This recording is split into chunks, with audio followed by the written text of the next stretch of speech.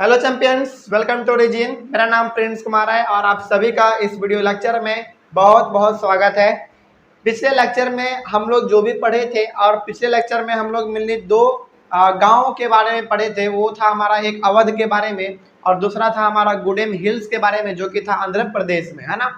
इसमें हम लोग ये जाने थे कि नन कॉपरेशन मूवमेंट इन दोनों गाँवों में किस प्रकार से चल रहा था और लोगों के बीच में इस आंदोलन को लेकर किस प्रकार का माहौल था, ये भी हम लोग जाने थे। अवध वाले केस में यदि देखा जाए तो वहां पे जो नन कॉपरेशन मूवमेंट चल रहा था वो मेनली चल रहा था किसके खिलाफ? तालुकदार और लैंडलॉर्ड के खिलाफ चल रहा था। और वहां पे जो मूवमेंट चल रहा था नन कॉपरेशन, उनको लीड कर रहे थे कौन? बाबा रामचंद्र, जो कि एक सन्यासी थे, जो कि फिजी से एक इंडेंचर्ड लेबर के तौर पे रह के आ चुके थे वापस इंडिया। और ये इंडेंचर्ड लेबर क्या था ये हम लोग जान चुके हैं, है ना। उसके बाद फिर एक और हम लोग केस पढ़े थे आंध्र प्रदेश में गुडेम हिल्स के बारे में। यहाँ पे हम लोग पढ़े थे कि आदिवासी लोग यानी कि अलूड़ी सीताराम राजू और इसके कम्युनिटी के लोग किस प्रकार से नन कॉपरेशन मूवमेंट को आगे बढ़ा रहे थे, किस प्रकार से ये लोग देख रहे थे। उसके बाद एक और चीज इसमें था कि अलूड़ी सीताराम राजू के बारे में हम लोग थोड़ा सा तो पढ़े थे, लेकिन यहाँ पे जो हमारा एक टॉपिक हम लोग इसको बना लिए हैं वो है हमारा अलूड़ी सीताराम राजू के बारे में, और इनके बारे में हम लोग यहाँ पे पढ़ने वाले हैं। और यहाँ पे हमारा है एक स्वराज इन दी प्लांटेशन, इसको भी आज हम लोग डिस्कस करेंगे। लेकिन इसको डिस्कस करने से पहले थोड़ी सी जो इम्पोर्टेंट बात ये है कि हम लोग देख रहे हैं कि कंट्री साइड में किस प्रकार से नन कॉपरेशन मूवमेंट चल रहा है। अब सवाल आपसे पूछा जा सकता है कि जरा बताइए कि नन कॉपरेशन मूवमेंट का अवध में क्या कंडीशन था। तो क्या कंडीशन था? वहां पे नन कॉपरेशन मूवमेंट चल रहा था किसके खिलाफ? तालुकदार और लैंडलॉर्ड के खिलाफ चल रहा था। यहाँ पे सवाल आपसे ये पूछा जा सकता है कि लैंडलॉर्ड और तालुकदार का क्या डिमांड था। तो उनका ये डिमांड था कि मेरा जो रेंट या फिर मेरा जो टैक्स मिलता है उसमें इजाफा हो, यानी कि आप उसको बढ़ा के हमें पे करें। उसी तरीके से छोटे मोटे किसानों को वहां पे क्या डिमांड था? मेन 3 डिमांड था। पहला ये कि हमसे जो टैक्स यानी कि जो रेवेन्यू लिया जा रहा है उसको आप कम कीजिए।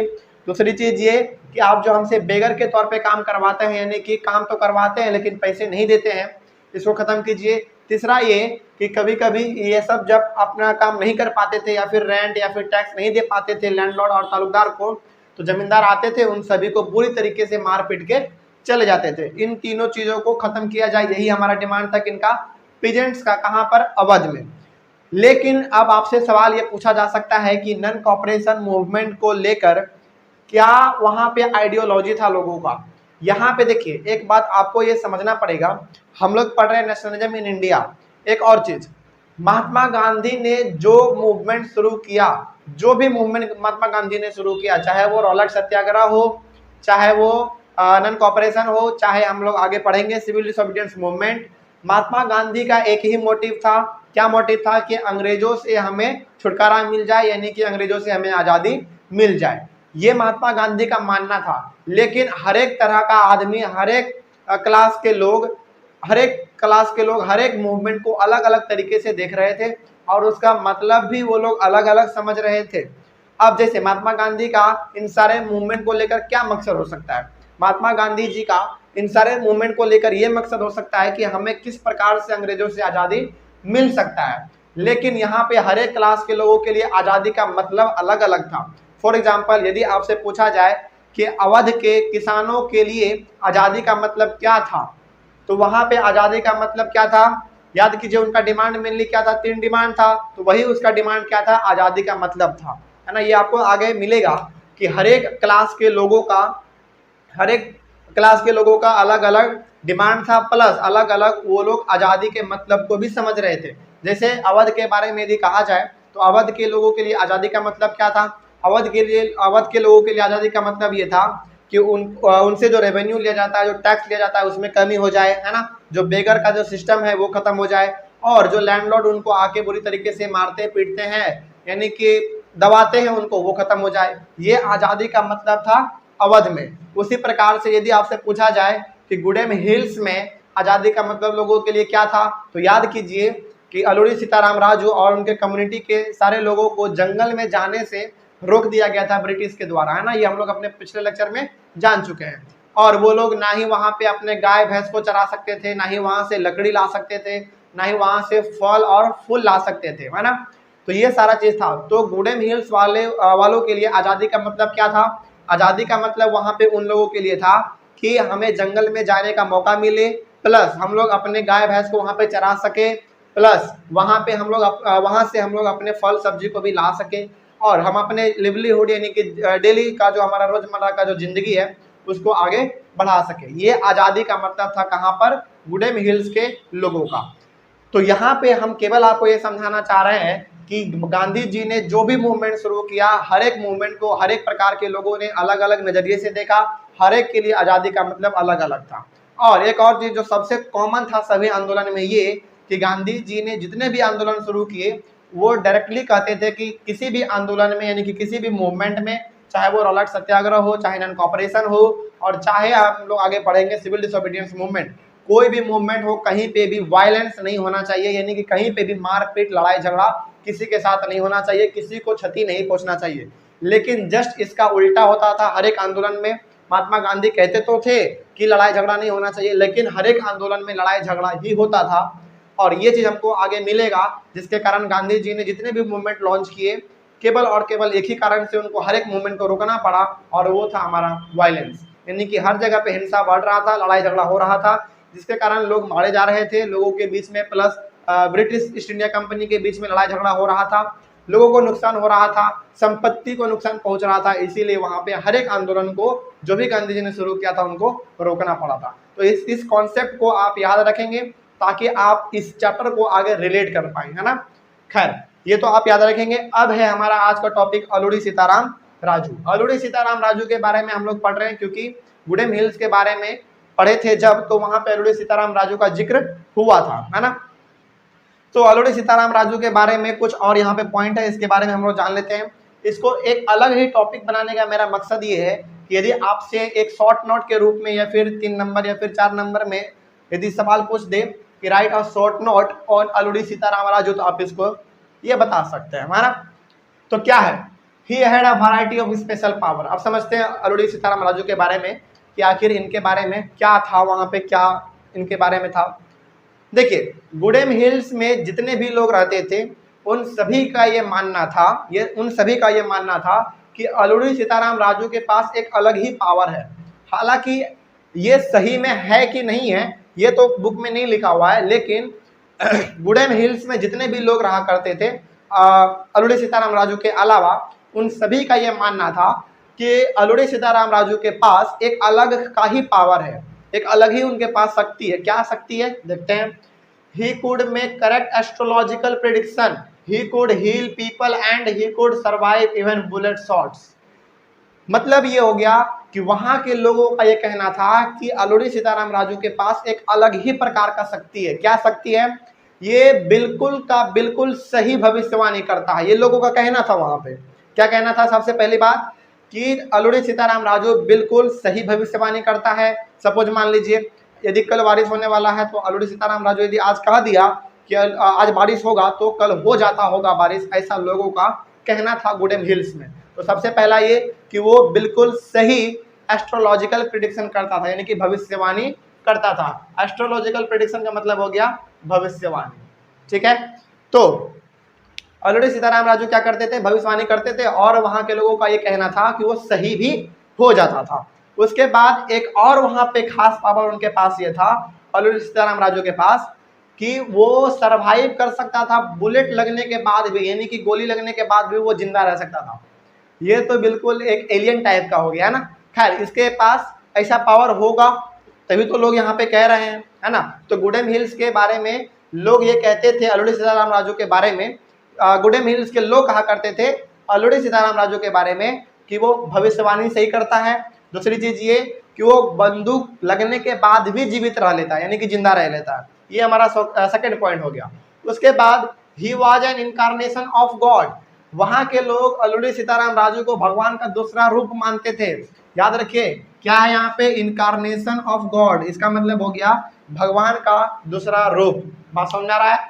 तो भगवान का दूसरा रूप मानते थे कौन? गुडेम हिल्स के लोग। किसको? अल्लूरी सीताराम राजू को। क्यों मानते होंगे?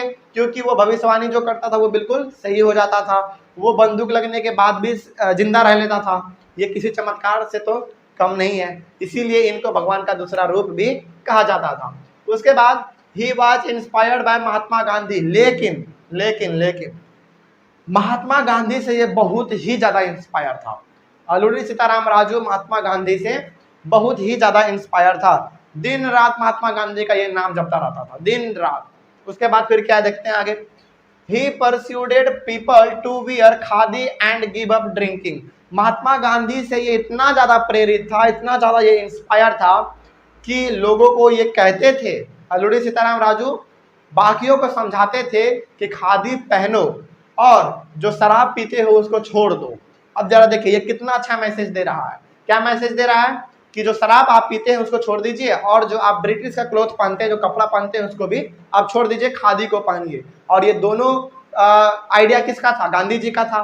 और वो गांधी जी के आइडिया को लेकर लोगों तक उनके आइडिया को, ये मैसेज को फैला रहे थे। तो कहीं ना कहीं ये महात्मा गांधी से बहुत ही ज्यादा इंस्पायर थे। इस सेंटेंस से हमको ये मालूम चल रहा है। उसके बाद he believed that India could be liberated only by the use of force, not non-violence। लेकिन इतना कुछ तक तो सही था, महात्मा गांधी से इंस्पायर थे, अच्छी बात है, होनी भी चाहिए, हम लोगों को होना चाहिए, क्योंकि महात्मा गांधी ने काम ही ऐसा कुछ कर दिया है कि हम लोग उनको मोहनदास करमचंद गांधी से महात्मा गांधी बना दिए। महात्मा क्यों? क्योंकि काम ही उन्होंने कुछ ऐसा कर दिया था, है ना। तो गांधी जी से तो हर कोई इंस्पायर होता भी है। खैर, लेकिन इतना तक तो ठीक था, लेकिन यहाँ पे अल्लूरी सीताराम राजू का जो सोचने का तरीका था ये बिल्कुल महात्मा गांधी से विपरीत था, यानी कि अपोजिट था। मतलब ये कि गांधी जी के आइडिया से इंस्पायर तो थे, गांधी जी जो चाहते थे और जो अपने मैसेज फैलाना चाहते थे उनका पूरा का पूरा सपोर्ट करता था अल्लूरी सीताराम राजू। लेकिन इनका ये मानना था अल्लूरी सीताराम राजू का कि भारत यदि आजाद हो सकता है तो केवल और केवल हिंसा के दम पे, यानी कि वायलेंस के दम पे, जो कि महात्मा गांधी बिल्कुल भी नहीं चाहते थे। तो यही इनका सोच गांधी जी से इनको अलग करता है। तो हमेशा याद रखिएगा कि अल्लूरी सीताराम राजू महात्मा गांधी से इंस्पायर तो थे, लेकिन अल्लूरी सीताराम राजू ये चाहते थे कि भारत यदि आजाद हो सकता है तो केवल और केवल हिंसा के दम पे, यानी कि लड़ाई पीट के दम पे। बात समझ में आ गया? मतलब ये कि आप कह सकते हैं कि अल्लूरी सीताराम राजू का थोड़ा सा खून जो है वो गरम था। गरम इसलिए था क्योंकि देखिए अब इतना ज्यादा अत्याचार अंग्रेज यहाँ पे कर रहा है, तो यदि उस समय पे होते, सपोज मान लीजिए यदि मैं उस समय पे होता, तो मेरे मन में भी यही होता कि अंग्रेज को मार पीट के यहाँ से भगा दिया जाए, है ना। लेकिन गांधी जी ऐसे इंसान थे जिन्होंने कहा कि मार पीट का कोई जरूरत नहीं है। क्यों जरूरत नहीं है? क्योंकि हमारा जो लड़ाई है वो बिल्कुल ही न्याय के खिलाफ है, तो कहीं से भी हम लोगों को लड़ाई पीट करने की जरूरत नहीं है, और हम लोगों को बिना लड़ाई पीट किए ही आजादी मिलेगा, और बाद में 1947 में जाके मिला भी। लेकिन यहाँ पे बात हो रहा है किसका? अल्लूरी सीताराम राजू का। अल्लूरी सीताराम राजू बिल्कुल गांधी जी से बहुत इंस्पायर थे, लेकिन इसका एक ही जो तरीका था सोचने का वो गलत था। क्या? कि इनका यह मानना था कि इंडिया यदि आजाद हो सकता है अंग्रेजों से तो केवल और केवल वायलेंस के दम पे, कोई दिक्कत नहीं। उसके बाद आगे बढ़ते हैं।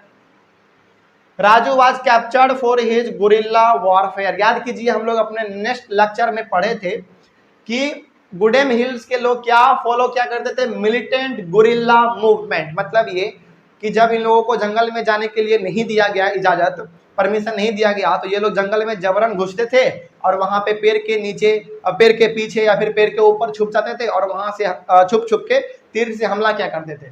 यही हमारा क्या है? Militant guerrilla movement. और अल्लूरी सीताराम राजू इन सब चीजों को आगे करता भी था, बाकी ये लीडर था तो बाकियों को करवाता भी था, जिसके कारण क्या हुआ? अंग्रेजों के बीच में और गुडेम हिल्स के लोगों के बीच में हिंसा बढ़ गया। थोड़ा सा हम वहां पे आप कह सकते हैं कि कुछ इन्होंने अंग्रेज के कुछ ऑफिसर्स को मार भी दिया होगा, है ना। उसके बाद यहाँ पे लास्टली जाके राजू को कैप्चर कर लिया गया, यानी कि अल्लूरी सीताराम राजू को पकड़ लिया गया। किसके द्वारा? अंग्रेजों के द्वारा। क्यों? क्योंकि ये अंग्रेज के ऑफिसर्स को मारे थे, प्लस अंग्रेज को ये पूरी तरीके से क्षति भी पहुंचाए थे, कोई दिक्कत नहीं। उसके बाद ही वाज एग्जीक्यूटेड इन 1924, लेकिन जाके लास्टली 1924 में इस बेचारे को फांसी पे चढ़ा दिया गया। ये बहुत बड़ी दुख की बात है कि 1924 में अल्लूरी सीताराम राजू को अंग्रेजों ने पकड़ा। क्यों पकड़ा था? क्योंकि ये मिलिटेंट गुरिल्ला मूवमेंट को फॉलो करता था, यानी कि उसको बढ़ाता था, प्लस लोगों को इंस्पायर भी करता था कि अंग्रेजों को मारो, है ना। तो 1924 में अंग्रेजों के द्वारा इनको पकड़ लिया गया और इनको फांसी पे चढ़ा दिया गया। लेकिन जब इनको फांसी पे चढ़ाया गया तो he became a folk hero. याद कीजिए, किसी मूवी में यदि कोई अच्छा काम करते करते यदि वो उसका डेथ हो जाता है तो आने वाले समाज के लिए या फिर आने वाले जनरेशन के लिए वो क्या बन जाता है? हीरो बन जाता है। तो वही बन गया था हमारा अल्लूरी सीताराम राजू, हीरो बन चुका था। कहाँ का? गुडेम हिल्स के लोगों के लिए बन चुका था। क्यों? क्योंकि ये अपना जान गवा दिया। कहाँ किस रूप में गवाया?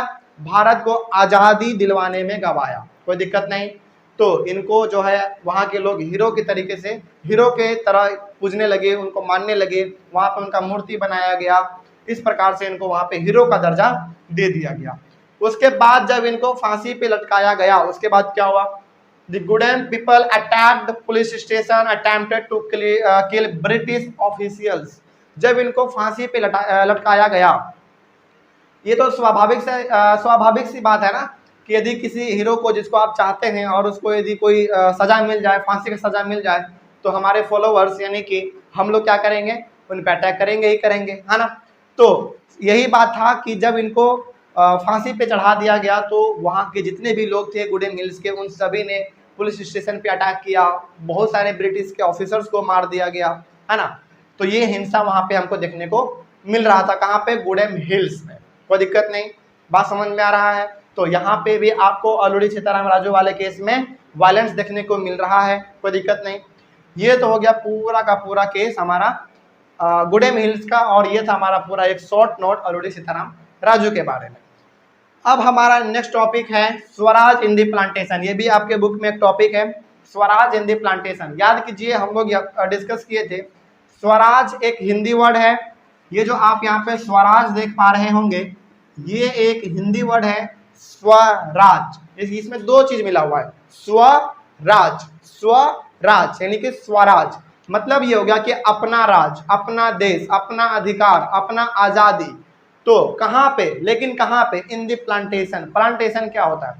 प्लांटेशन हम लोग मेनली उस खेती को कहते हैं जहाँ पे कि आपको दूर दूर तक एक ही चीज का खेती नजर आता हो। फॉर एग्जाम्पल, यदि आप असम में जाएं तो आपको दूर दूर तक केवल जो है टी यानी कि चाय का ही खेती देखने को मिलेगा। तो वो किसका एग्जाम्पल है? प्लांटेशन का एग्जाम्पल है। उसी प्रकार से शुगर कैन हो गया, रबर हो गया, कॉफी हो गया, कॉटन हो गया, ये सारा हमारा किसका एग्जाम्पल है? प्लांटेशन का एग्जाम्पल है। इन सब का खेती जो होता है ना, बहुत दूर दूर तक होता है, और बहुत दूर दूर तक आप जहां तक नजर दौड़ाएंगे आपको केवल इन्हीं सब चीजों का खेती देखने को मिलेगा। तो उसी को हम लोग कहते हैं प्लांटेशन। कोई दिक्कत नहीं। लेकिन हमको अपना अधिकार चाहिए कहाँ पे? प्लांटेशन में चाहिए। अब यहाँ पे एक एक्ट है, पहले इस एक्ट को जान लेते हैं, उसके बाद इसके बैकग्राउंड को समझेंगे कि आखिर यहाँ पे Swaraj in the plantation topic क्यों दिया गया है और हमको क्यों पढ़ना पड़ रहा है। पहले हमारे पास एक एक्ट है, क्या है? Inland immigration act of 1859। इसके तहत क्या था, इसको थोड़ा सा जान लेते हैं। It was an act through which plantation workers were not permitted to leave the tea gardens without permission. मतलब ये हो गया। अब इसको समझने से पहले इसके बैकग्राउंड को समझते हैं पहले कि आखिर इनलैंड इमिग्रेशन एक्ट ऑफ 1859 आखिर है क्या। देखिए, आपको मालूम होगा, और हम लोग ये सबसे फर्स्ट टॉपिक में ही हम लोग डिस्कस किए हुए हैं कि अंग्रेज यहाँ पे जब आया था तो केवल और केवल ट्रेड करने के लिए आया था, है ना। और हम लोग ये भी जाने थे कि मेनली ट्रेड किस चीज़ों का? प्लांटेशन क्रॉप्स का, जैसे इंडिगो, ओपियम, है ना, टी, कॉटन, सिल्क, इन्हीं सब चीज़ों का वो लोग मेनली यहाँ पे ट्रेड क्या करते थे, है ना। तो इन सभी चीज़ों के ट्रेड करने के लिए ये लोग यहाँ पे लोगों को हायर करते थे और वहाँ पे उनको खेती करवाते थे, प्लांटेशन क्रॉप्स का प्रोडक्शन करवाते थे। तो यहाँ पे केस हमको पढ़ना है टी के बारे में, यानी कि चाय के बारे में, वो भी हमारा एक प्लांटेशन क्रॉप है ना। तो यहाँ पे केस है असम का। ये लोग क्या करते थे? असम में वर्कर्स को लेकर जाते थे और असम में वहाँ पे इन लोगों को काम दे दिया जाता था कि आप हमारे लिए, यानी कि ब्रिटिश, यदि मान लीजिए हम ब्रिटिश हैं तो आप हमारे लिए चाय को उगाएंगे और उस चाय को उगाने के बाद आप हम ही को बेचेंगे और हम खरीदेंगे, और उस चाय को खरीद के हम जाके अपने देश इंग्लैंड या फिर ब्रिटेन में जाके बेचेंगे। तो होता क्या था ना कि अंग्रेज वर्कर्स को इंडिया से हायर तो करते थे, असम में लेकर जाते थे और वहां पे उनको चाय खेती करने के लिए दे दिया जाता था। लेकिन वर्कर को, अब देखिए जैसे होता क्या है ना कि ये तो इंसान का स्वाभाविक सा बात है, ये तो प्रवृत्ति है, ये तो नेचर है कि यदि वो फैमिली वाला आदमी है और वो आपके फील्ड में काम कर रहा है तो उसको समय समय पे अपना गांव भी जाना पड़ेगा, अपने बाल बच्चे से मिलने के लिए भी जाना पड़ेगा। ये तो लगभग नेचर के, ये तो लगभग आप स्वाभाविक सी बात है ना। तो वो लोग जाते तो थे लेकिन बिना किसी परमिशन के जाते थे, मतलब ये कि परमिशन लिया नहीं और वो लोग जब चाहते थे तब अपने गांव चल जाते थे। तो ये चीज अंग्रेजों को ठीक नहीं लगा। ध्यान से सुनिएगा, ये कहानी है किसका, इनलैंड इमिग्रेशन एक्ट ऑफ 1859 के पीछे का बैकग्राउंड क्या है, बात समझ में आ रहा है।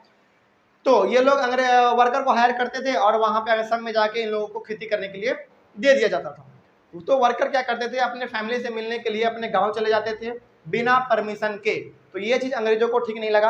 अब जब ठीक नहीं लगा तो ये लोग एक एक्ट निकाले जिसका नाम था इनलैंड इमिग्रेशन एक्ट ऑफ 1859। इसका नाम 1859 इसलिए पड़ा क्योंकि ये 1859 में लागू किया गया था, इम्प्लीमेंट किया गया था। अब इसके तहत क्या हुआ, इसके तहत ये हुआ कि कोई भी वर्कर टी गार्डन से, यानी कि जहां पे चाय की खेती हो रहा है वहां से कोई भी वर्कर विदाउट एनी परमिशन अपने गांव नहीं जा सकते हैं, अपने गांव नहीं जा सकते हैं। ये एक्ट निकाल दिया गया उस समय पे, कोई दिक्कत नहीं। लेकिन इसके बावजूद भी जब लोगों को, वहां पे जो लोग रहा करते थे उन सभी को धीरे धीरे मालूम चला कि Gandhi ji non cooperation movement को लॉन्च कर रहे हैं। ये बात है कब का, 1859 में तो ये नियम लागू किया गया। वहां से लेकर 1921 1922 का हम लोग अभी बात कर रहे हैं, है ना। तो उस समय तक जब ये लोग वहां पे रहते थे और वहां पे खेती क्या करते थे, तो उन लोगों को अपने घर इजाजत, मतलब कि घर जाने का परमिशन नहीं था, इजाजत नहीं था बिना परमिशन के। तो ये लोग क्या किए, जब नॉन कॉपरेशन मूवमेंट के बारे में सोचे तो इन लोगों को लगा कि अब हमें भी आज़ादी मिलेगी, हमें भी यहाँ से मुक्त किया जाएगा। किनके द्वारा, गांधी जी के द्वारा। तो ये लोग जब नॉन कॉपरेशन मूवमेंट के बारे में सुने, जो टी के गार्डन में जो वर्कर काम कर रहे थे, तो जब उन्होंने नॉन कॉपरेशन मूवमेंट के बारे में उन्होंने सुना और गांधी जी के बारे में जब उन्होंने सुना, तो ये लोग क्या किए, बिना परमिशन के टी गार्डन से निकले और अपने घर की ओर जाने लगे। लेकिन कभी भी ये लोग अपने घर तक नहीं पहुंच पाते थे। क्यों, क्योंकि कभी कभी क्या होता था, गांधी जी रेल का हड़ताल कर देते थे, कभी कभी ट्रेन ही खराब रहता था, कभी कभी पूरा का पूरा मतलब स्ट्राइक है, मतलब ये कि कुछ ऐसे कारण है जिसके कारण ये लोग अपने घर कभी भी नहीं पहुंच पाते थे। कभी ट्रेन में गड़बड़ी, कभी स्ट्राइक हो गया, कभी हड़ताल हो गया, कभी गांधी जी धरने पे बैठ गए। इन्हीं सब कारण से ये लोग टी गार्डन से निकलते तो थे, असम से निकलते तो थे, लेकिन कभी भी अपने गांव नहीं पहुंच पाते थे, जिनके कारण इनको स्टेशन पे ही या फिर बीच रास्ते में ब्रिटिश ऑफिसर्स पकड़ लिया करते थे और इनको पूरी तरीके से पीटा करते थे। तो ये चीज था हमारा इनलैंड इमिग्रेशन एक्ट ऑफ 1859। तो बच्चे यदि आपसे कोई पूछे कि बेटा बताओ इनलैंड इमिग्रेशन एक्ट ऑफ 1859 क्या है, तो आप क्या बताएंगे। ये एक ऐसा एक्ट था, ये एक ऐसा नियम था जिसके तहत कोई भी वर्कर अपने टी गार्डन को छोड़कर बाहर नहीं जा सकता है विदाउट एनी परमिशन, यानी कि यदि बाहर जाना है तो उसको परमिशन लेना पड़ेगा। अब यदि आपसे पूछ दे कि नॉन कॉपरेशन मूवमेंट का इनलैंड इमिग्रेशन एक्ट ऑफ 1859 पे क्या असर पड़ा, तो ये असर पड़ा कि जब यहाँ के वर्कर ने नॉन कॉपरेशन मूवमेंट के बारे में सुना, गांधी जी के बारे में सुना, तो ये लोग बिना परमिशन के वहां से बाहर निकले और अपने गांव की ओर आगे बढ़ने लगे। लेकिन कभी ये लोग अपने गांव नहीं पहुंच पाते थे, क्योंकि कभी कभी इंजन ही खराब रहता था ट्रेन का, कभी कभी हड़ताल, कभी कभी फिर से स्ट्राइक, या फिर कभी कभी गांधी जी भी धरने पे बैठ जाते थे, जिसके कारण, और हम लोग तो पढ़े हुए हैं कि गांधी जी स्ट्राइक भी करते थे, हड़ताल भी क्या करते थे, बात समझ में आ गया। तो इनके कारण ये कभी भी अपने गांव नहीं पहुंच पाते थे, जिसके कारण ये पकड़ा जाते थे और इनको बुरी तरीके से पीटा भी जाता था, कोई दिक्कत नहीं। अब हम लोग समझे कि अवध वाले केस में कि वहां के लोगों के लिए आज़ादी का मतलब कुछ और था, गुडे मिल्स में आज़ादी का मतलब कुछ और था, लेकिन यहाँ पे आज़ादी का मतलब क्या था, टी वर्कर के लिए आज़ादी का मतलब क्या था समझते हैं। They believed that Gandhi Raj was coming and everyone would be given land in their own villages। अब देखिए, और हम लोग थोड़ी देर पहले ही जिक्र किए हैं कि हर एक आदमी गांधी जी के मैसेज को अलग अलग तरीके से समझ रहा था, लेकिन गांधी जी ने ऐसा कुछ कहीं पे भी नहीं कहा था, है ना। तो अब ये लोग गांधी जी के मैसेज को कैसे समझ रहे हैं जरा देखिए। इन लोगों को लग रहा था कि गांधी राज आने वाला है, मतलब ये कि अब ऐसा राज आएगा जहाँ पे कि गांधी जी पूरा का पूरा कंट्रोल अपने हाथ में लेंगे। बात समझ में आ रहा है। लेकिन क्या गांधी जी राज करने के लिए आ रहे थे क्या इंडिया में? नहीं, वो तो हम लोगों को आज़ादी दिलवाने के लिए आ रहे थे। लेकिन इन लोगों का समझने का क्या तरीका था, उनके मैसेज को कैसे इन लोगों ने इंटरप्रेट कर दिया कि इन लोगों को लगा कि गांधी राज आ रहा है, यानी कि गांधी जी का अब राज चलेगा और हर किसी को अपने गांव में जमीन दिया जाएगा। किसके द्वारा? गांधी जी के द्वारा। क्या गांधी जी ने ऐसा कभी कहा था? सही में कभी नहीं कहा था। इसीलिए हमने पहले ही कहा आपको कि हर कोई गांधी जी के मैसेज को गलत तरीके से समझ रहा था, उनको अलग तरीके से इंटरप्रेट कर रहा था। लेकिन गांधी जी का ऐसा कहीं पे भी कोई स्टेटमेंट नहीं देखने को हमको मिलता है एनसीईआरटी बुक में, कहीं पे भी देखने को नहीं मिलता है। तो हर एक मूवमेंट का देखने का तरीका इन लोगों का अलग था। गांधी जी का हर एक मूवमेंट का मकसद क्या था? आज़ादी। लेकिन इन लोगों का आज़ादी का मतलब कुछ और ही था। जो चीज़ से ये लोग पीड़ित हैं, जो चीज़ से ये लोग परेशान हैं, उसी चीज़ों को ये लोग क्या मान लेते थे? अपने मूवमेंट का मकसद, यानी कि आज़ादी का मकसद। आज़ादी हमारे लिए क्या हो सकता? जैसे इन लोगों को टी गार्डन से बाहर निकलने नहीं दिया जाता था, तो इनके लिए आज़ादी का मतलब क्या होगा? इनके लिए आज़ादी का मतलब होगा कि इनको बिना परमिशन का भी टी गार्डन से निकलने का इजाज़त हो, है ना? इस प्रकार का इसको आज़ादी का मतलब ये लोग समझते थे।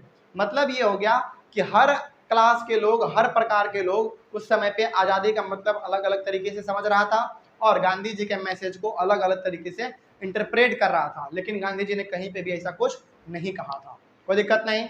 तो ये था हमारा आज का टॉपिक। इसकी नेक्स्ट लेक्चर में हम लोग अपने नेक्स्ट टॉपिक को शुरू करेंगे, टॉपिक नंबर 3। कोई दिक्कत नहीं। इसमें यदि कहीं पे कोई डाउट हो तो आप हमें कमेंट करके पूछ सकते हैं, हम लोग पूरा कोशिश करेंगे आपके कमेंट का जवाब देने का। कोई दिक्कत नहीं। बात समझ में आया है?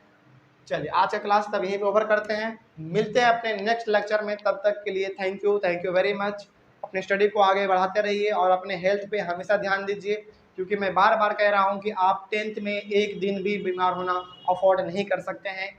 ये तभी आप पे लागू होता है जब आप अपनी स्टडी को बिल्कुल का बिल्कुल सीरियस लेते हैं और उसको आप अपना डेली 100% देते हैं। और यदि नहीं देते हैं तब तो कोई बात ही नहीं है, तब तो आप एग्ज़ाम के एक दिन पहले भी पढ़ के निकल सकते हैं। लेकिन निकलना हमारा मेन मकसद नहीं है। हमारा मकसद ये है कि क्लास 10th को एक अच्छे नंबर से, एक अच्छे मार्क्स के साथ पार किया जाए, तो अलग फीलिंग रहती है ना?